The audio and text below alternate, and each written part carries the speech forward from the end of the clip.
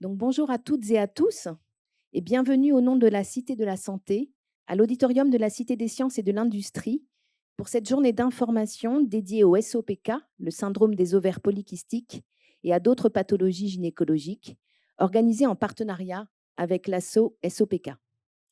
Alors, nous sommes très heureux d'accueillir cet événement et de vous savoir si nombreux dans les inscrits. Très heureux également de ce nouveau partenariat avec l'association SOPK, Jeune et Dynamique Association de Patientes, créée en mai 2021 et dont l'objectif est d'informer le grand public, les personnes concernées et les professionnels de santé au sujet du SOPK.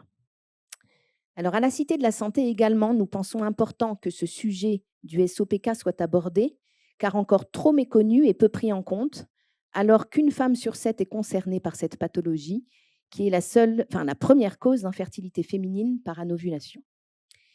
Il faut savoir que l'établissement, donc Univers Sciences, accorde une place de choix à la santé, notamment dans le cadre d'expositions, mais aussi en ayant créé une Cité de la Santé il y a un peu plus de 20 ans. La Cité de la Santé, c'est un espace multipartenarial d'information, de documentation et de conseils sur la santé qui est situé au sein de la bibliothèque au niveau -1 et que je vous invite à venir découvrir ultérieurement. Elle est ouverte à tous les publics en accès libre et gratuit et elle a pour objectif de donner aux visiteurs divers outils leur permettant de renforcer leur pouvoir d'agir sur leur santé. Vous pouvez y trouver une offre documentaire en médecine santé ainsi que d'autres services auxquels contribuent nos partenaires, notamment des permanences conseils, des ateliers thématiques, un service de questions-réponses en ligne intitulé Questions santé, ainsi que des rencontres comme aujourd'hui. Alors, nous avons accueilli l'an dernier le premier congrès français du fibromutérin, organisé en partenariat avec l'association Fibrominfo France.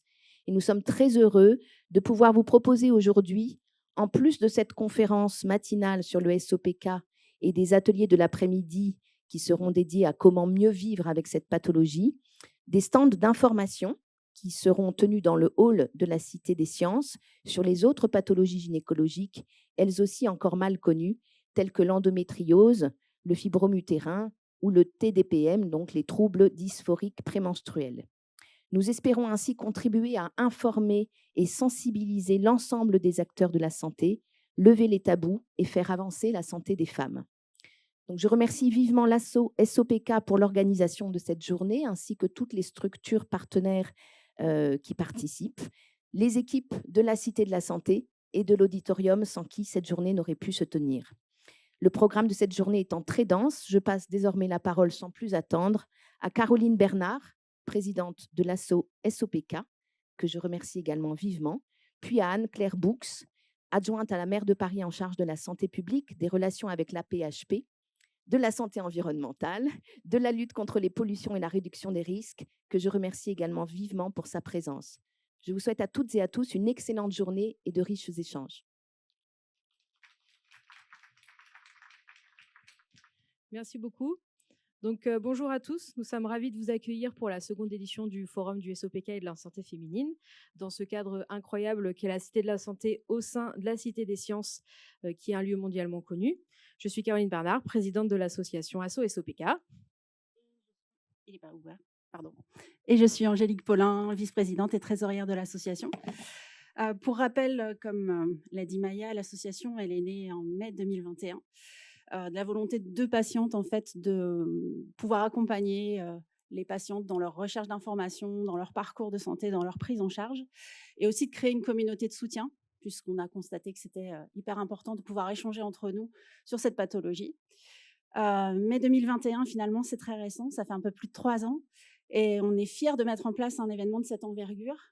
Pour nous, c'est énorme. Il faut savoir que l'an dernier, on a fait la première édition du Forum du SOPK avec à peu près 90 personnes.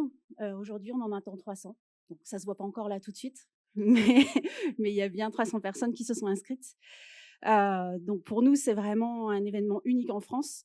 Et réunir 300 personnes, c'est vraiment un challenge qu'on espère relever haut la main.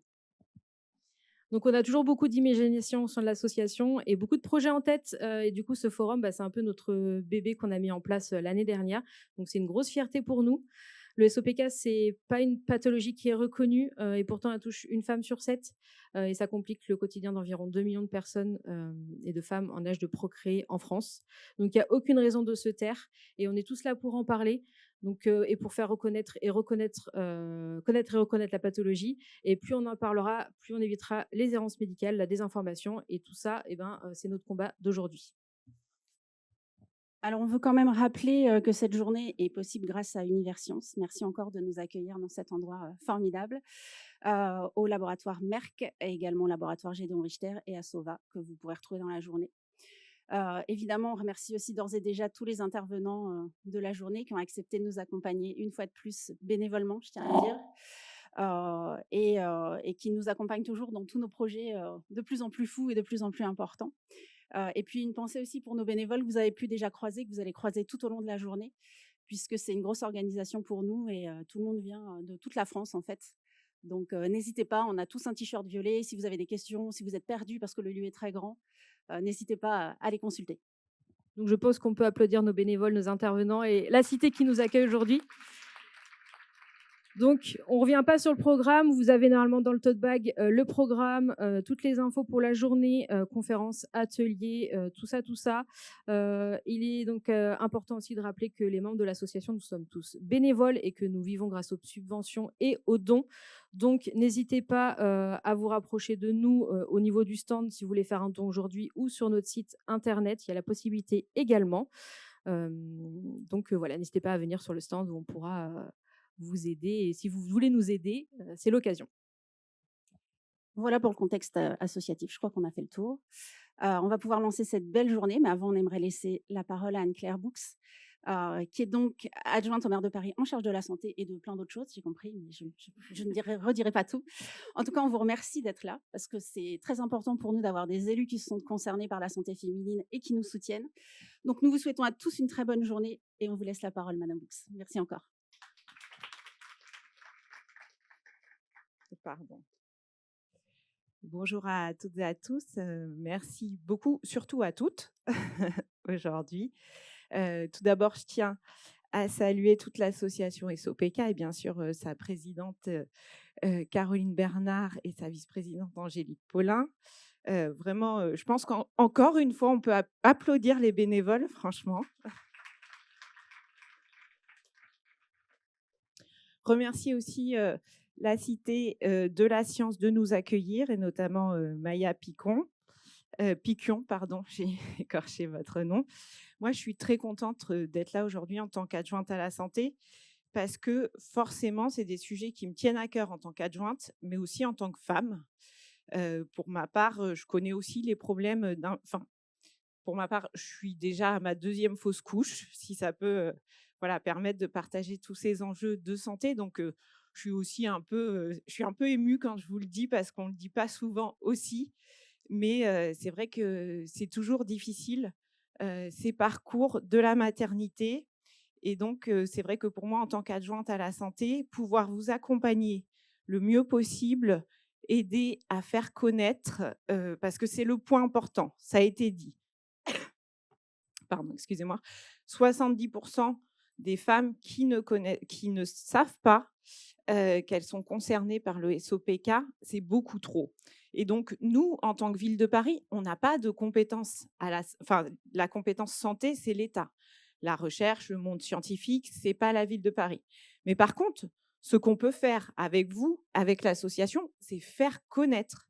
Puisque aujourd'hui, on a besoin, et alors c'est valable pour le SOPK, mais sur plein d'autres sujets, l'endométriose, aujourd'hui, les sujets de santé femmes sont beaucoup trop invisibilisés.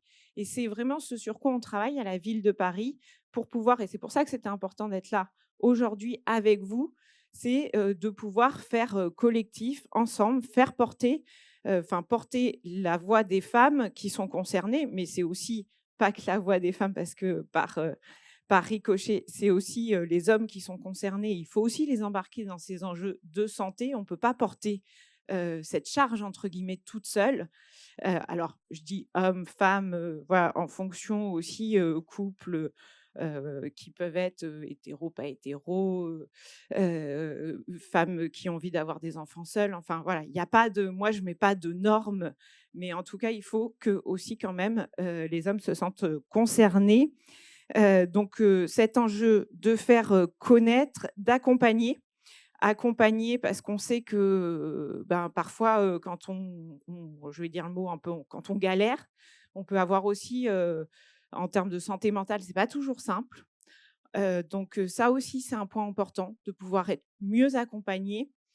Par exemple, à la ville de Paris, on fait des consultations, on a des centres de santé municipaux que vous pouvez retrouver sur le site de la ville de Paris. Et on fait des consultations ados et jeunes adultes gratuites auxquelles vous pouvez avoir accès. Ça, c'est important.